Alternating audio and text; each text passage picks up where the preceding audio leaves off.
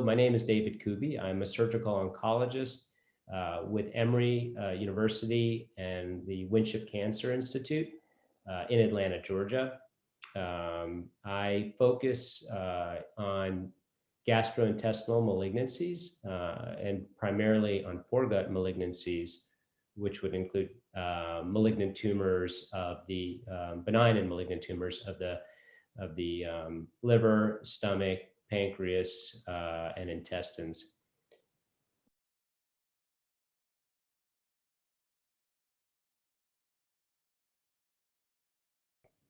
One of the questions that comes up is the issue of splenectomy and the role of the spleen when we are operating on tumors and oftentimes neuroendocrine tumors of the pancreatic tail and body. In order to remove those tumors, we are faced often with removing the blood supply to the spleen, and therefore a splenectomy may be part of the operation that we need to do. So patients and all will ask, so what does the spleen do? And you know, what are the side effects of not having a spleen and the long-term effects? So, and the reality is there are a lot of people walking around without a spleen. They may have lost their spleen as a result of a car accident, a trauma. Some patients who have other medical conditions, such as sickle cell anemia, their spleen will auto-infarct, and they obviously can survive without the spleen. And then surgically, we're faced with removing the spleen not infrequently, either because of a primary splenic process, or trauma, or in this case, from this discussion about neuroendocrine tumors for a distal pancreatectomy. So the spleen's main functions are to help with our immune function, specifically to fight against certain types of bacteria, and more specifically, bacteria that have a polysaccharide or sugar capsule. The main three that we discuss are the bacteria that causes a certain pneumonia, pneumococcal pneumonia, the ones that cause meningitis, meningococcus, and obviously the one of the respiratory illnesses, Haemophilus influenza type B. So the other function of the spleen is to help with removing old, tired red blood cells that have lived out their service in our bodies, typically 120 days. And that function can often be taken over by other organs such as the kidney to help take care of that. So coming back to the issue of infection, the dreaded or feared complication of splenectomy is something called post-splenectomy overwhelming sepsis. And again, it's typically associated with one of these bacteria that has a polysaccharide capsule. So by vaccinating our patients, typically we prefer to do it in advance if we know that the spleen is going to come out and we have an appropriate time. The risk of having post-splenectomy overwhelming sepsis associated with a very virulent version of an infection from one of these bacteria can hopefully be prevented. Again, 20-year career, fortunately, I've not seen this condition actually occur, but I have spoken with other physicians who have, and my understanding is it's a terrible death. The patient goes into profound sepsis with major organ shutdown.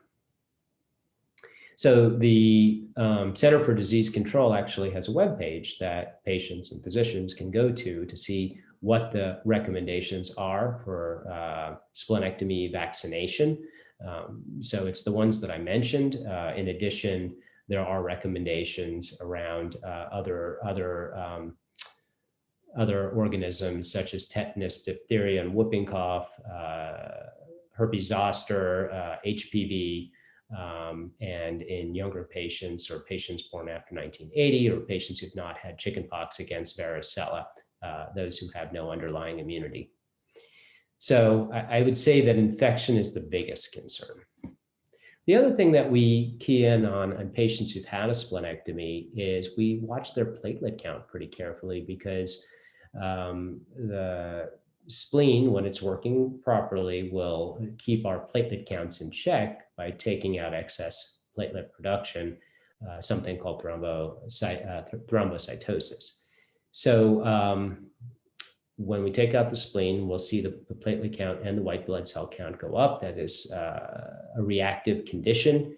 And if it goes too high, typically over 1 million is the count for the platelets, then patients are at higher risk of developing thrombosis or blood clots throughout their body. And so those patients we will target by putting on salicylates, aspirin products, et cetera, to try to prevent this delayed complication. So then the next question comes up that if you've had your spleen out, does it shorten your life? Does it put you at risk of other health conditions in the future? And that's kind of a gray area still. Definitely no great prospective data on that question. Typically we'll tell our patients, whenever you have a big operation to remove an organ because of an underlying malignancy, you are oftentimes trading one problem potentially for another. But hopefully the problem that you're taking on is less immediate than the problem that you're having removed. And there is one study that I came across in 2014 that was published from data from the Veterans Affairs, the Veterans Administration, that showed that in 8,000 patients who had no underlying malignancy but had their spleen removed, that there were indeed higher risk of delayed infections, higher risk of thrombotic complications, and even an increase in admissions for pneumonia and some malignancies.